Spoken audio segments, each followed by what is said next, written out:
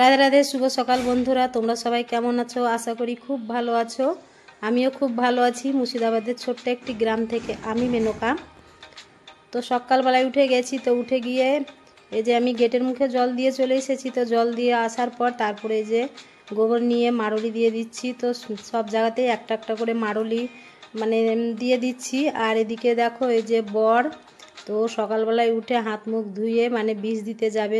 ওই যে আমাদের লাফা আছে মাঠে, তো লাফাতে যাবে বীজ দিতে। তো তার জন্যে ও বীজ গুলিয়ে নিচ্ছে। তো তারপরে মানে ও চলে যাবে বীজ দিতে। তো তারপর আমার এদিকে মাড়লি দেওয়া হয়ে গেল। তো চলে আসলাম গোয়াল ঘরে। তো গোবরগুলো তুলে নিয়েছি। তো তুলে নেওয়ার পর তারপরে যে ঝাড় দিতে লাগলাম। তো বেশ পরিষ্কার করে ঝাড় দিয়ে নিলাম। তো ওখানে আমি গুছিয়ে রেখে দিলাম, পরে তুলে নেব। তো তারপরে এই যে চলে আসলাম তার ঘরের মধ্যে। তো ঘরে এসে আজকে বিছানার চাদরটা মানে পাল্টে দেব। তো তারপরে যে দেখো চাদরটাকে আমি নিচে রেখে দিয়েছি, আর বালিশের কভারগুলোও আজকে কেচে দেব। তো তার জন্য আর একটা মানে বিছানার চাদর নিয়ে চলে আসলাম। তো তারপরে এটাকে মানে পেতে দেব। তো মানে দেখছি যে খাটের চারি সাইডে খুব ধুলো পড়েছে। তো এই যে একটা মানে মোছার মানে কাপড় দিয়ে সব দিকটা ভালো করে ধুলোগুলো মুছে নিলাম। তো মুছে নেওয়ার পর তারপরে চাদরটাকে নিয়ে এসে পেতে দিচ্ছি। তো চাদরটাকে সব দিক ভালো করে গুজে দিয়ে একটু টান টান করে দিলাম। তো বিছানার চাদর একটু টান টান করে মানে পেতে দিলে দেখতে বেশ ভালো লাগে। তো তারপরে এই যে দেখো আমি বালিশগুলোর কভারগুলো সব খুলে নিয়েছি। তো খুলে নিয়ে তারপরে একটু রোদরে দেব। তো এখন হচ্ছে কি যে মানে যা গরম পড়েছে, তো ফ্যান চললেও মনে হচ্ছে যে মানে ঘেমে বালিশগুলো ভিজে যাচ্ছে। আর দেখবে যে ঘামে বালিশগুলো ভিজে গেলে একটু মানে কেমনই গন্ধ গন্ধ করে। তো তার জন্যে এখন গরম চলে এসছে। তো মানে কয়েকদিন পর পর রোদরে দিতে হবে। তো তার জন্য আজ থেকে রোদরে দেওয়া শুরু করে দিলাম। তো বালিশগুলো সব নিয়ে গিয়ে ছাদে দিয়ে চলে আসলাম। তো এখন তো রোদ নেই, তো পরে রোদ হবে। তো রোদরে দিয়ে চলে আসলাম। যখন রোদ হবে তখন হয়তো বালিশগুলো শুকিয়ে যাবে, তো পরে নিয়ে চলে আসবো। তো তারপরে এই যে দেখো আমি চলে আসলাম ঝাড় দিতে। তো সব ঘরগুলোই আমি ঝাড় দিয়ে দিলাম ভালো করে। তো ডাইনিংটাকেও বেশ পরিষ্কার করে ঝাড় দিয়ে দিচ্ছি।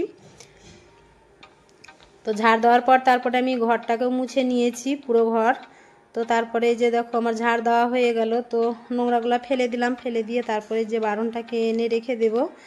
তো তারপরে যে এসে আমি শোকেসগুলো তারপরে ঝাড় দেওয়ার পর তারপরে শোকেস আনলা এগুলোই মুছি। কেননা যে মানে ঝাড় দেওয়ার পর মানে ধুলো পড়ে। তো আগে যদি ঝাড় দিয়ে নিই তো আবার ধুলো পড়ে যাবে। তো তার জন্য ঝাড় দেওয়া হয়। তারপরে আমি শোকেস বলো আলনা বলো আর এই যে মানে খাটের এই যে এই পাশটা মানে সবগুলোই আমি ঝাড় দেওয়ার পর মুছে নিই। তো এদিকে শোকেস মোছা হয়ে গেল। তো তারপর আলনাটাকে ভালো করে মুছে নিলাম। আর এই যে খাটের মানে এই পাশটা খাটে থেকে হাত পাওয়া যায় না, তো তার জন্য নিচে এসে তখন মানে এই খাটটাকে ভালো করে পরিষ্কার করে মুছে নিই। তো আমার মোছা হয়ে গেল। তো তারপরে যে আমি ঘরটাকে মুছে নিয়েছি। তো উঠোনও ঝাড় দিয়ে নিয়েছি। তো চলে আসলাম কলপাড়ে। তো কলপাড়ে এসে এই যে বাসনগুলোকে মাজবো। তো এই যে এই কৌটোর মধ্যে ছাই আছে, আর হচ্ছে কি যে ওই মানে বাসন মাজার একটা সাবান আছে। তো আমি বাসন মাজা দিয়েই বাসন মাজি। তো মানে কালকে এসেছিল মাসি শাশুড়ি আর শাশুড়ি মা এসেছিল। তো মানে আমাদের এখানেই ছিল রাত্রে খাওয়া দাওয়া করে। তো আমি ঘরে কাজ করছিলাম। তো মাসির শাশুড়ি মানে সকালবেলাতে মানে অনেক বাসন ছিল কলপাড়ে, তো সেগুলোকেই মাজতে বসে গেছে। তো আমি অনেকবার নিষেধ করছিলাম, তো শোনেনি, বলছে যে তুমি একাই কতক্ষণে করবে। তো আমি বাসনগুলো মেজে দিই। তো শুধু বাসনটাই মেজেছিল। তো তার জন্যে আঁখা থেকে মানে ওদের অভ্যেস যে মানে যে উনুন থেকে ছাই নিয়ে এসে তারপরে বাসনগুলোকে মাজতে লেগেছে। তো ছাইগুলো আমি আর ফেলিনি। তো মাসি শাশুড়ির মানে দেখা দেখে আমি মানে ওই যে বাসন মাজা আর এই ছাইগুলো দিয়ে বাসন মাজছি। তো বেশ ভালো লাগছে, পরিষ্কার হয়ে যাচ্ছে। তো তারপরে দেখো বাসনগুলো সব মাজা হয়ে গেল। তো যে কলপাটটাকে ভালো করে ধুয়ে নিলাম। তো ধুয়ে নেওয়ার পর তারপরে স্নান করে নিয়েছি। স্নান করে চলে আসলাম ছাদে। তো ছাদে যে এক বালতি সার্ফে ভিজে রেখেছিলাম, তো সেগুলো মানে কাঁচা ধোয়া করে নিয়েছি। আর যে ঘর পরিষ্কার করতে, ঝাড় দিতে, ঘর মুছতে আর এই সার্ফে কাচতে অনেক বেলা হয়ে গেছে। তো মেয়ে এদিকে স্কুলে যাবে, তো এখন গরম পড়ে গেছে, তো গরমে মানে এটা ওটা খেয়ে যাওয়া স্কুল উচিত না, তো মানে একটু গরম ভাত খেয়ে যাওয়াই ভালো।